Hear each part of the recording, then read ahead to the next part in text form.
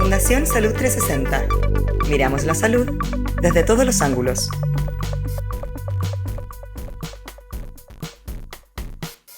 Hola, ¿qué tal? Bienvenidos a un nuevo episodio del podcast de la Fundación Salud 360. El día de hoy estamos con Jorge Maldonado y Tomás Hirsch. Bueno, y metiéndonos en el tema del Parlamento, nosotros queremos dar una segunda discusión contigo en relación a algo un poco más profundo, que es hablar de un sujeto político, de hablar de la construcción de un nuevo sujeto político, que tenga valores, que tenga principios, que logre sortear las olas de este juego político, cayendo muchas veces en las transacciones, en los acuerdos, en los pactos, en tú me das algo, yo te doy otra cosa. No sé, tú ya estás en el Congreso ahora y has podido ver las conductas de parlamentarios más viejos, más jóvenes. ¿Tienes esperanza de poder, de que aparezca un nuevo sujeto político, o estamos perdidos? Te voy a responder con algo bastante curioso, pero que lo explico. Creo que en cada una de los diálogos que mantengo virtuales en estos últimos 5 meses, y que han sido muchísimos. Yo, siendo diputado, soy un convencido que los cambios no se van a producir desde allá. Y hago así porque allá está Valparaíso, desde mi casa. No se producen en Valparaíso, no se producen en la institucionalidad. Y eso está avalado, esta reflexión, en la historia. Todos los cambios importantes que ha sido capaz de generar el ser humano han sido producto de la organización social y de la movilización social. Nunca han provenido de la institucionalidad, sino que es más bien la institucionalidad la que ha recogido esas demandas, esas luchas, esas movilizaciones sociales, y las ha transformado, traducido en ley o en decreto o en lo que fuera según la época. Los cambios no provenían por iniciativa del rey, ni provienen por iniciativa de la élite económica, ni política, ni de ningún tipo. Revisa la historia. Tomemos cualquier cosa. El voto femenino, el fin de la esclavitud, la jornada de 8 horas, el descanso dominical, el matrimonio igualitario allí donde lo hay, el aborto. Toma lo que quieras en cualquier tema y siempre vas a encontrar que es el resultado de organización social y movilización social. Por tanto, hoy día en Chile eso va a seguir la misma tendencia. No vamos a inventar el café con leche, ni el hilo negro. No vamos a pasar a hacer algo que no sucede en el proceso humano. Los cambios no vienen de Valparaíso, no se producen desde el Congreso. Por tanto, es fundamental fortalecer la organización social. Y el sujeto, ese nuevo sujeto del que tú hablas, no va a venir porque hayan diputados más jóvenes o más diputadas, o de regiones o de pueblo originario. Eso está muy bien en la medida que es una expresión del país, pero los cambios van a venir si se fortalece esa organización social y se mantiene la movilización, que yo creo que debe ser no violenta. Creo que además, si estudia la historia, las movilizaciones que han producido los reales cambios siempre han sido no violentas, a diferencia de lo que se cree. Entonces, ahí es donde creo que está el nuevo sujeto, en la capacidad de la organización. Lo que pasa es que hay que descubrir nuevos modos de organización. Las organizaciones tradicionales están en crisis. Hoy día ya no responden de algún modo a las demandas de una sociedad que ha ido cambiando, que requiere nuevas formas de relación, más paritarias, más horizontales, menos jerárquicas, más participativas, más dialogantes. En fin, hay una demanda de un nuevo modo, y por eso que los partidos políticos tradicionales hoy día no responden a esa demanda y están totalmente desacreditados, no solo en Chile, en el mundo entero. Y no solo los partidos políticos, desde las juntas de vecinos hasta los congresos están desacreditados, porque se requieren nuevos modos de organización social. Hay que encontrar esa nueva respuesta con mucha participación. Por eso yo creo tanto en la democracia plebiscitaria, participativa, directa, consulta, iniciativa popular, revocación de mandato, urgencia ciudadana. Son mecanismos en que la ciudadanía es la protagonista y no unas pocas élites. Pareciera que hay a nivel global una falta de confianza en el modelo democrático.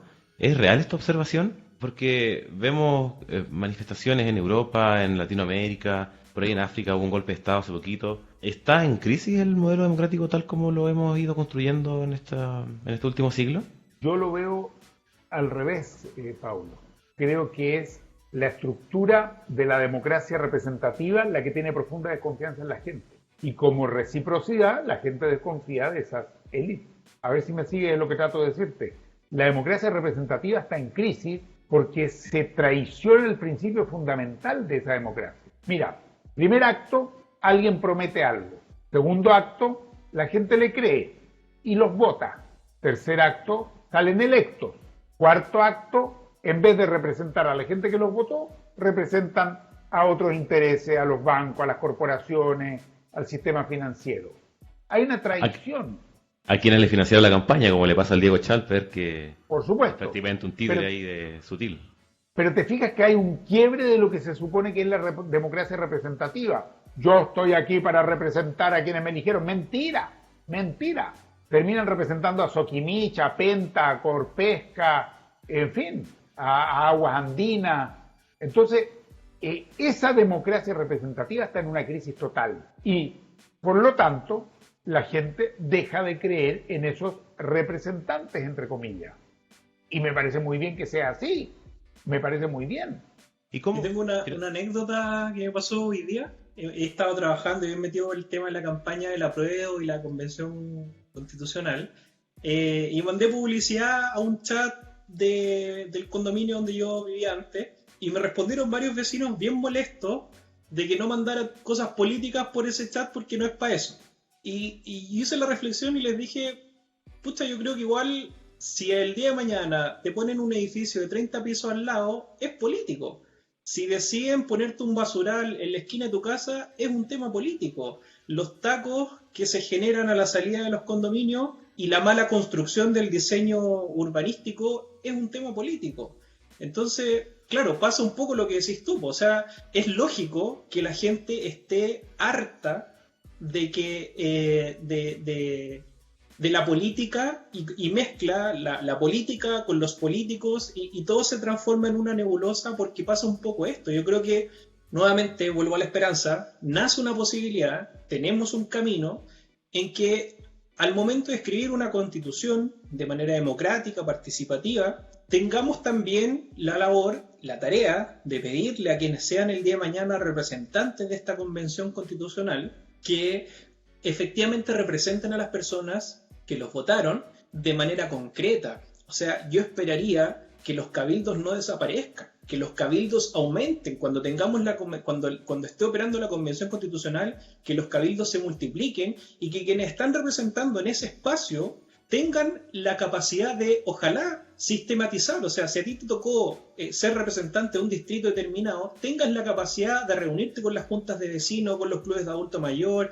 invitarlos a hacer cabildo, tener, ojalá, un equipo que permita sistematizar toda esa información y llevarlo a la discusión política en la convención. Entonces, no sé si coincides con el análisis, pero yo creo que es normal que la gente esté muy descontenta, es normal que eso ocurra, pero tenemos una oportunidad y ojalá pasar de esa democracia representativa a una democracia un poco más donde la gente efectivamente sienta que sus decisiones importan, que el problema que tiene, como dice Lavín, socialdemócrata, Lavín socialdemócrata asintomático, resolver los problemas reales de la gente. La gente siente que nadie resuelve sus problemas reales, entonces creo que tenemos la oportunidad de que eso ocurra, de que efectivamente aumente la democracia hacia la ciudadanía y, como decís tú, esos movimientos sociales tengan herramientas, pues tengan herramientas el día de mañana de ir a la Contraloría,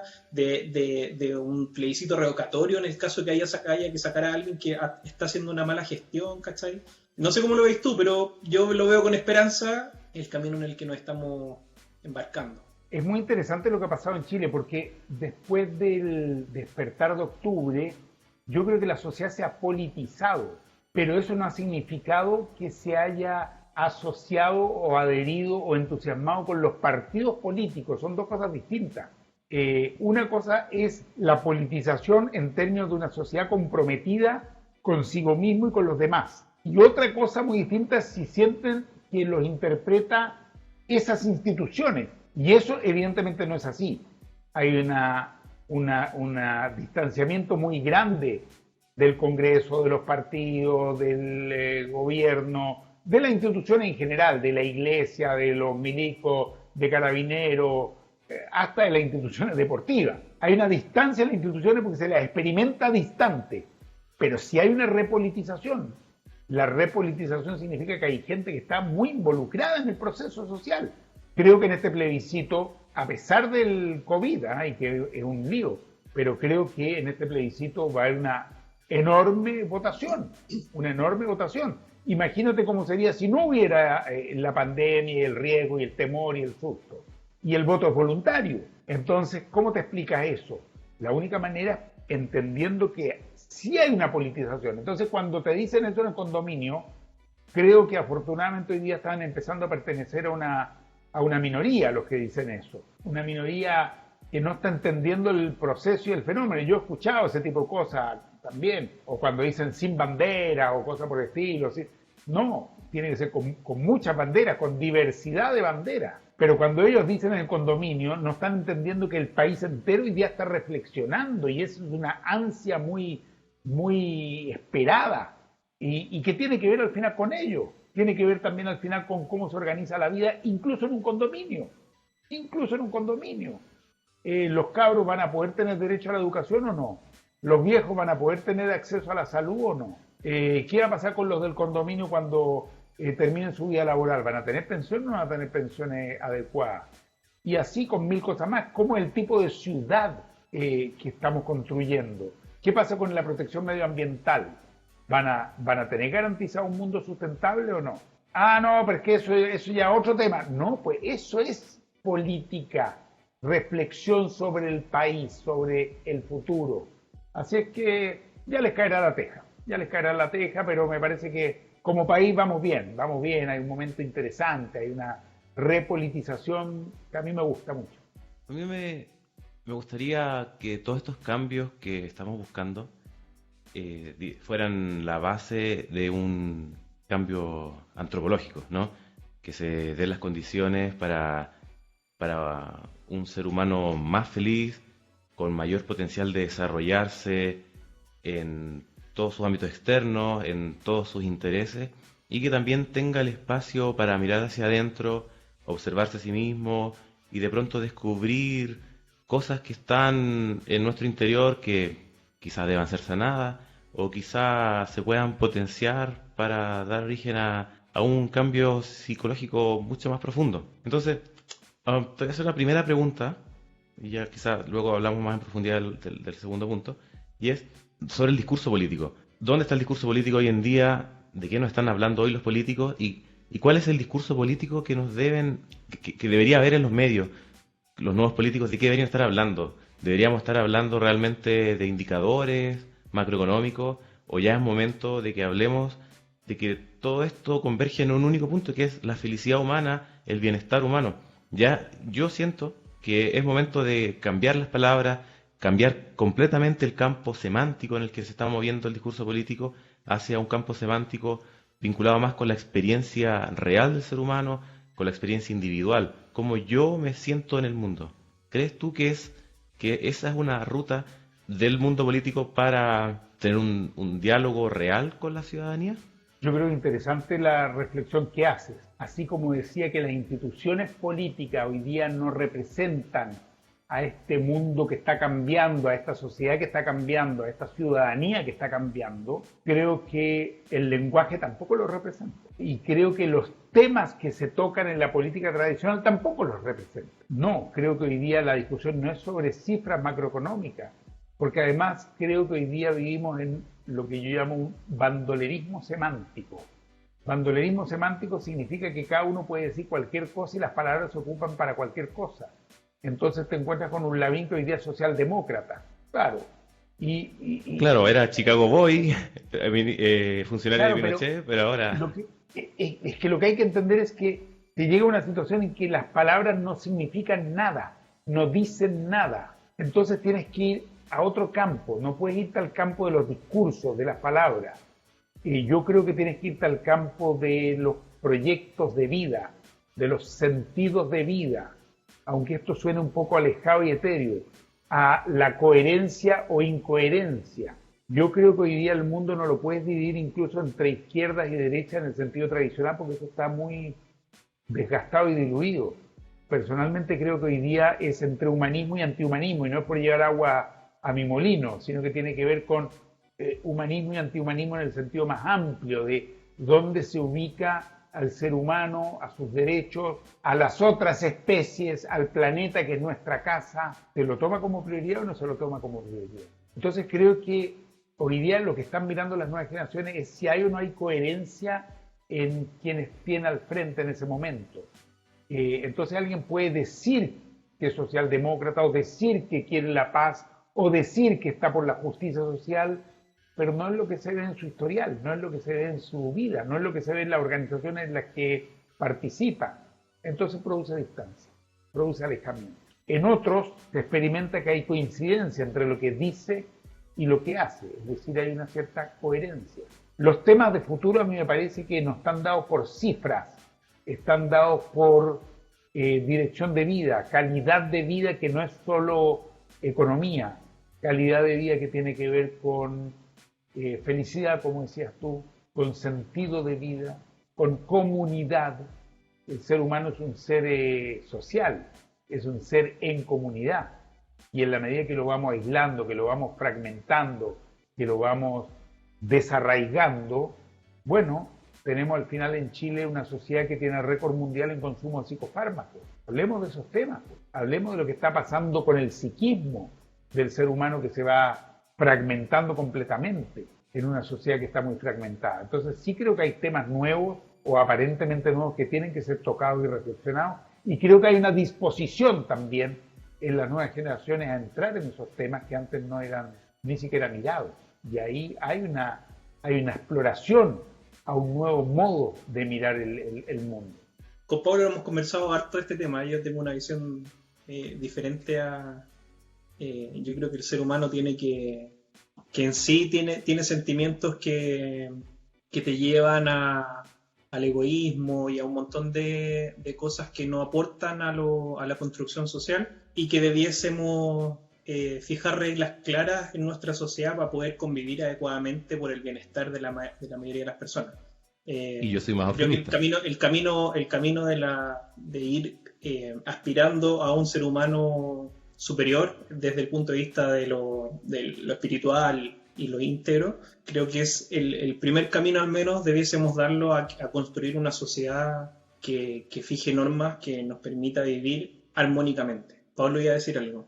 No, en el fondo yo decía que soy mucho más optimista, que creo yo no creo en William Golding en su libro El Señor de las Moscas, ¿no? Que le quitáis las reglas al ser humano y se desbanda y ves los peores instintos desatados. Yo no creo eso, yo creo que sí tenemos un potencial de bondad, de justicia, que se manifiesta sobre todo cuando las condiciones materiales te permiten despreocuparte de las necesidades más básicas, del fondo de la base de la pirámide de Maslow, y empezar a liberar tiempo y energía mental en otros intereses. Yo creo que sí el ser humano puede organizarse adecuadamente y tender hacia la bondad y hacia la empatía.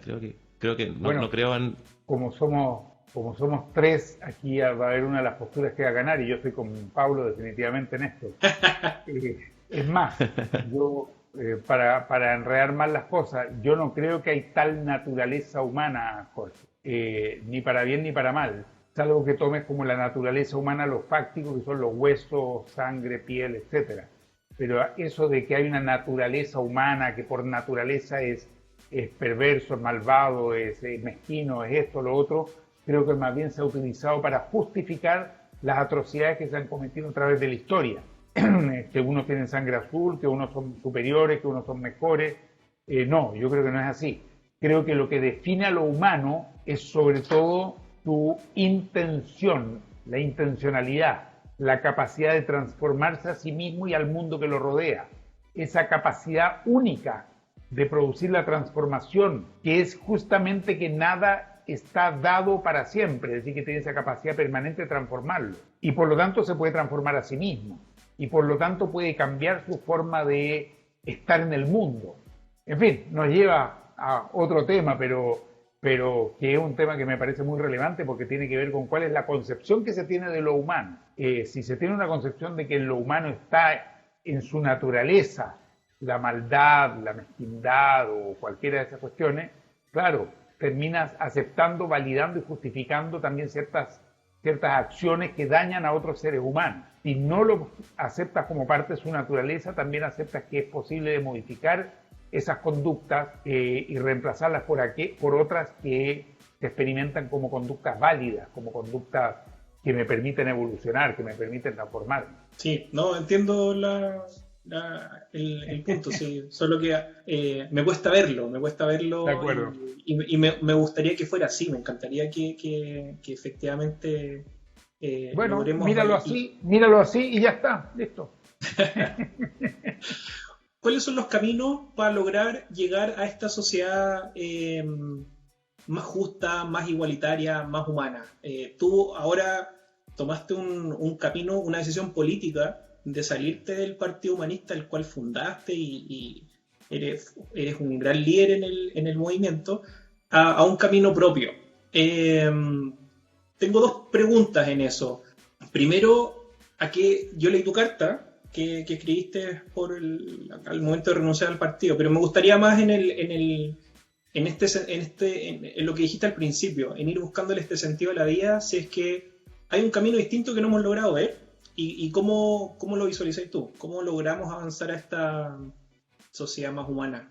Dejé el Partido Humanista porque efectivamente sentí que el Partido Humanista fue dejando el humanismo. Es decir, lo dejé para profundizar en mi proyecto humanista. Pero no es un camino propio. Lo hice junto con más de 300 personas y después se han sumado muchos otros y otras. Por lo tanto, es un proyecto de profundización del humanismo que compartimos muchas y muchos. Primera cuestión. La carta, esa es una carta bastante vaga porque no estaba yo dispuesto a entregarle al piste a los medios de comunicación del sistema que lo único que buscan es meter el dedito en la llaga y destruir. Pero evidentemente habían situaciones que me parecían muy alejadas o que se estaban alejando cada vez más de lo que es la visión profunda que tenemos desde el humanismo y lo que hemos construido desde hace ya 40 años. Pero lo he hecho para profundizar en el proyecto humanista. Y el proyecto humanista, en última instancia, y tomando lo que tú preguntas, tiene que ver con una transformación personal y social simultánea. Esa frase que te acabo de decir es la que a mí me atrajo del humanismo hace 48 años. Yo era bien niño, créeme, cuando me sumé al humanismo, tenía 15 años. Y buscaba, y me encontraba con propuestas de transformación social, de lucha social, el guerrillerismo y otras cosas. Y muy joven me metí en algunas de esas cuestiones y sentí, bueno, pero aquí falta algo. Aquí hay violencia para cambiar la sociedad, pero ¿dónde está la persona? Y después conocí grupos que estaban vinculados con la espiritualidad, con las búsquedas internas. Me metí en esos mundos, me metí muy a fondo, de hecho, en todo el mundo de las drogas, de los alucinógenos, buscando conectar con otra cosa. Y dije, sí, pero ¿y dónde está la sociedad aquí? ¿Dónde está el mundo con la gente que la está pasando mal? Y la propuesta del siloísmo fue, acá estamos por la transformación personal y social simultánea. Y una retroalimenta a la otra. De ahí la cinta de Moebius, que es el símbolo nuestro. Lo que va, vuelve. Lo que parece opuesto, no lo es. Y hasta el día de hoy sigue siendo para mí exactamente la misma frase la que me mueve, la que me motiva, pero no ha cambiado una letra. Yo creo que las transformaciones se pueden producir en la medida que actúas en el campo de lo social y actúas en el campo personal. En el campo social buscando condiciones de mayor justicia, dignidad, igualdad, menos abuso. Y en el campo personal profundizando en un sentido en la vida, conectándote con las preguntas fundamentales que tienen que ver con los temores, el temor al dolor, al sufrimiento y en última instancia a la muerte. Con las preguntas respecto de la muerte, las preguntas fundamentales. ¿Qué hay más allá? ¿Hay algo? ¿No hay nada? ¿Cómo es la cosa? Tener un poquito de curiosidad, por lo menos. Creo que esos temas nos conectan además con una cierta espiritualidad y que esa espiritualidad a su vez refuerza mi acción en el mundo. Si yo tuviera que definir mi propósito Yo lo experimento como un propósito que vincula esa búsqueda de conectar con lo profundo con la acción en el mundo. Y eso le da mucho sentido. Irradiar desde, La vida de muchos. en el fondo, desde tu luminosidad interna, desde tu claridad interna, irradiar hacia el mundo una postura coherente, un discurso coherente que inspire a los demás a vivir en mayor armonía y probablemente o eventualmente también buscar una transformación individual, porque finalmente Sí, este pero es sistema se recíproco. sostén.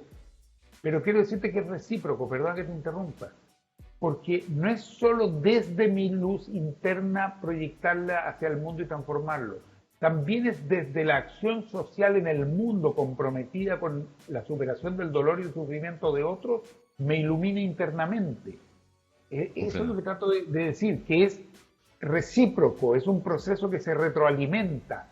En la medida que actúo en el mundo, eso también aumenta mi inspiración, mi espiritualidad, mi conexión con algo profundo. En el fondo, de esa forma se alimenta un sentido de la vida mucho más rico, porque ya no solamente eres tú como individuo el que está en el centro de todo, sino que eres tú y en tu interacción con el medio y con quienes te rodean, lo que se va aclarando y lo que va tomando sentido. Así lo experimento, tal cual. Así lo experimento. Y nada, Sí. es un intento en que uno está, no mucho más tampoco, es un intento. Oye, bueno, yo me voy con un aprendizaje tremendo de la conversa que estamos teniendo, Tomás. Le encuentro mucho sentido a lo que dices.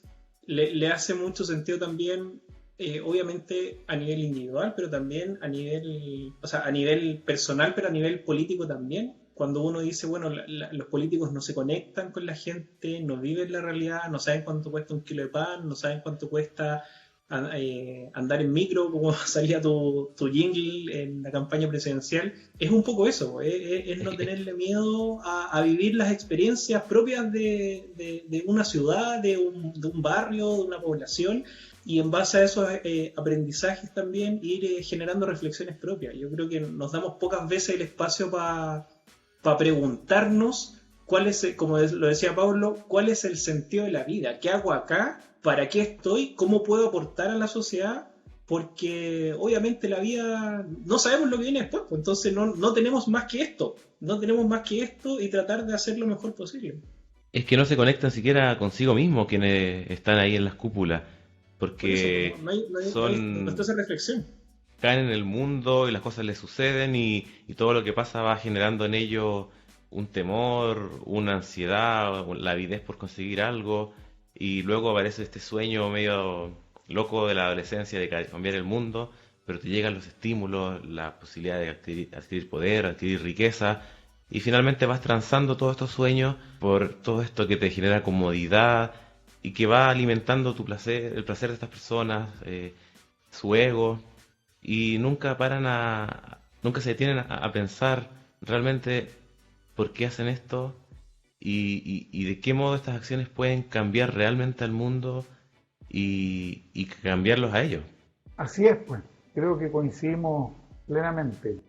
Yo a los 15 años, 17 años, veía la campaña de Tomás con mis compañeros del Liceo Las Tarrias, cuarto D, si que me están escuchando, del 99. Y, Estuve en y Las no... Tarrias. Estuviste ese año, sí.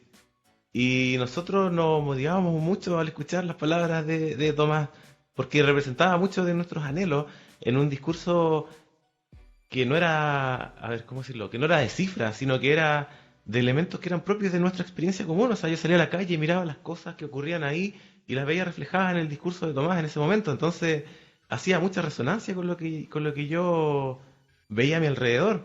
Por eso, todavía no podía votar en esa época, ¿no? Pero me motivaba mucho esto y hoy se cumple como el sueño de poder tener esta discusión y hablar de la sociedad, pero también decir que la sociedad es la suma de distintos individuos y nuestra sociedad está compuesta de individuos que están profundamente dañados.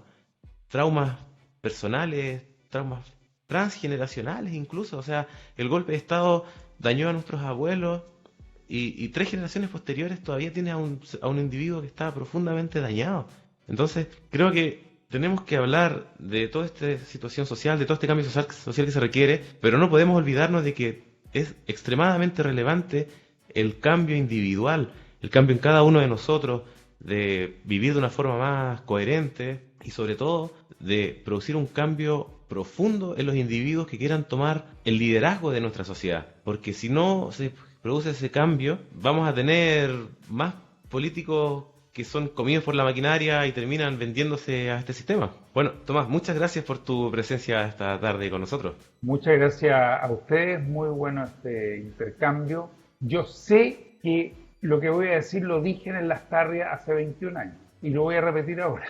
Somos muchos y muchas los que a los 15 años sentimos una profunda rebeldía frente a un mundo violento, injusto e inhumano. Y a todas y todos nos pasó en ese momento que apareció un tío y nos dijo: ya se te va a pasar esa rebeldía, ya se te va a pasar ese sueño de querer cambiar el mundo. Y no se nos pasó.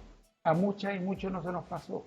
A ustedes no se les pasó, a mí no se me pasó y a muchas otras y otras. Entonces es perfectamente posible avanzar por la vida manteniendo y profundizando esa convicción y ese sentido de que la vida tiene sentido en la medida que contribuya a mejorar también la vida de otros y otras. Y eso es lo más valioso que creo uno puede hacer en el rato que uno anda por este mundo. Así que bueno, genial volver a encontrarnos, ¿viste? Nos vimos ahí en el colegio, ahora nos encontramos de nuevo y nos volveremos a encontrar. Por ahí nos hemos cruzado también, ¿eh? Nos hemos cruzado por ahí más de una vez, Tomás. Seguro. Alguien dijo por ahí, están los viejos jóvenes y los jóvenes viejos.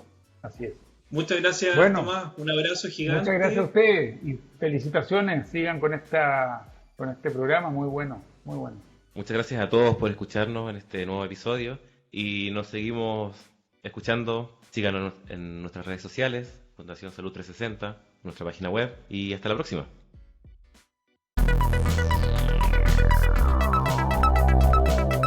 Fundación Salud 360. Miramos la salud desde todos los ángulos.